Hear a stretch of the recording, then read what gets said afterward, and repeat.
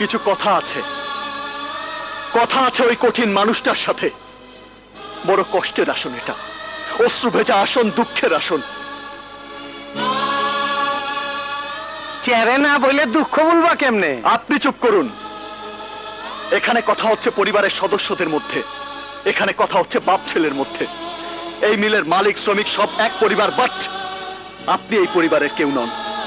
ওই মিয়া, তুমি কোন লাইনে যাইতাছো? রাজা সাহেব, আমি বারবার আপনাকে বলার চেষ্টা করেছি, কিন্তু আপনি আমার কোনো কথাই শোনেননি। আজ আপনাকে শুনতে হবে, এই ভরা মজলিসে শুনতে হবে। আজ আমি বলবো, আপনি শুনবেন, আপনারা সবাই শুনবেন। কি অপরাধ আমার? রাস্তা থেকে কুড়িয়ে এনে আমার মুখে ভাত তুলে দিয়ে আপনি আমাকে বাঁচিয়েছেন, আমাকে ইঞ্জিনিয়ার বানিয়েছেন। আমার পক্ষে দাঁড়ানোর মতো কোনো সাক্ষী নেই বলেই কি আজ আমি অপরাধী? আপনার মুখের হাসির জন্য আমি আমার ভালোবাসাকে এই বুকে কবর দিয়ে রেখাকে বিয়ে করেছি, এই জন্যই কি আমি অপরাধী? আপনারা যা দেখেছেন, যা শুনেছেন, তা আমার দুর্ভাগ্যের একটা অংশ দেখেছেন। আল্লাহ সাক্ষী, আমি কোনো পাপ করিনি, আমি কোনো অন্যায় করিনি, তবু আজ আমি অপরাধী। ওই মিয়া, এত পেঁচাল পারো কে? আসনে বসে আসনকে অলঙ্কিত করো। You just shut up! কার আসন এটা? কার আসন? এটা আমার পিতার আসন। আর পিতার আসনে শুধু পিতাকেই মানায়, ছেলেকে নয়। ও তো পুরাই পোল্টি খাইতাছে। জীবন ভর দান করেছে, আমি নিয়ে ঋণী হয়েছি, নিয়েছি আর নিয়েছি। নিতে পারিনি কিছুই, যা দিয়েছি তা দুঃখ, কিন্তু আর নিতে পারবো না। দয়া করে কিছু ঋণ তো শোধ করতে দিন। বাবা, দুলাল দিনা মরে গেছে, আমাকে দুলাল মনে করে মাফ করে দিন। রেখার জীবনের দিকে তাকিয়ে হলেও আমাকে মাফ করে দিন, আমাকে মাফ করে দিন বাবা। দয়া করে পিতার আসনে গিয়ে বসুন, প্লিজ বাবা, প্লিজ বাবা, প্লিজ বাবা, প্লিজ বাবা, প্লিজ বাবা। খুব বক্তৃতা দিতে শিখেছিস না? খুব লেকচার দিতে শিখেছিস, বক্তৃতা দিতে শিখেছিস।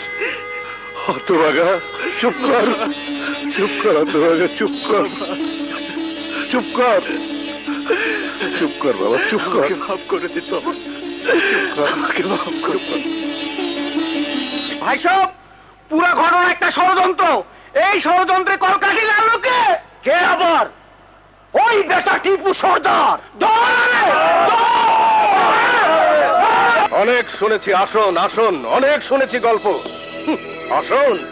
কার আসন? কিসের আসন? এই আসনের আসল ইতিহাস আপনারা জানেন?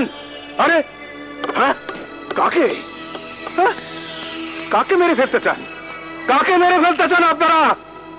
যে মানুষটি আপনাদেরকে বাঁচিয়ে রেখেছে তাকে?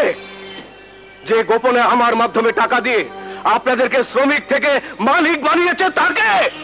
চৌধুরী সাহেব, এ আপনি কি বলছেন? হ্যাঁ রাজা সাহেব, আমি মাধ্যম মাত্র, সব টাকা এই টিপু সাহেবের। মিথ্যে কথা।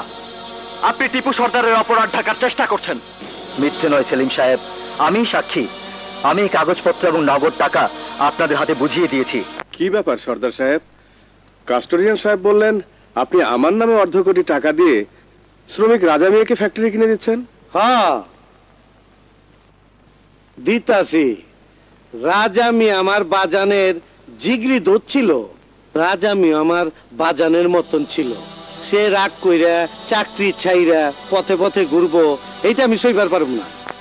তাহলে পোড়া মিল কিনে দিচ্ছেন কেন? এইটা হইল প্রথম বাধা। এরপর ঘাটে ঘাটে হিমালয় পর্বতের মতন বাদাইয়া রাজা মিয়ার সামনে খাড়াইব। আমি জানি পার হয়ে যাব।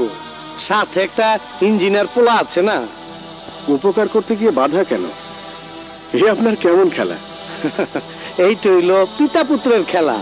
কথায় আছে না, ঠিক চাল জায়গায় ঠিক চালাম যে জায়গায়। বাধা ডিঙ্গাইতে ডিঙ্গাইতে চাচা আমার স্বপ্ন পূরণ করুক, মাগার টাকাটা যে আমি দিচ্ছি এটা যেন প্রকাশ না পায়। তাই হবে। কত বড় সওদাগর আপনি সর্দার সাহেব। গোপনে টাকা দিয়ে বড় মিল কিনে দিলেন, তারপরে ঘাটে ঘাটে বাধা কেন দিলেন? এই খেলা আপনি কেন খেললেন? সমান মাপের খেলোয়াড় না হইলে খেলা জমে না। বাজার লগে চ্যালেঞ্জ করছিলাম, আপনার হারাই দেব।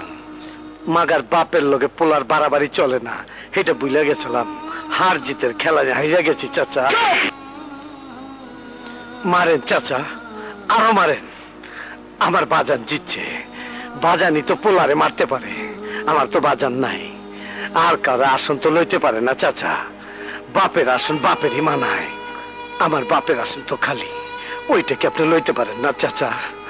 আমি আপনার বাবা বলে ডাকুন, মনে করুন আমার বাজান বাইচে আছে, আমার বাজান বাইচে আছে। আরে পাগল, বাবার কাছে ছেলেদের মাপ চাইতে হয় না। ছেলেরা যতই অন্যায় করুক, বাবারা যাদের মাপ করে দেয়। আজ আমি জিতেছি, ওই বড় সর্দারের কাছে কি বলতে পারবো, সর্দার আমি আমার এক ছেলেকে হারিয়েছি, কিন্তু আজ আর একটা ছেলেকে পেয়েছি। আর এক ছেলেকে পেয়েছি আমি, আর এক ছেলেকে। পাগল কানিস না, যা যা ভাইয়ের কাছে যা। ভাইয়া, ভাইয়া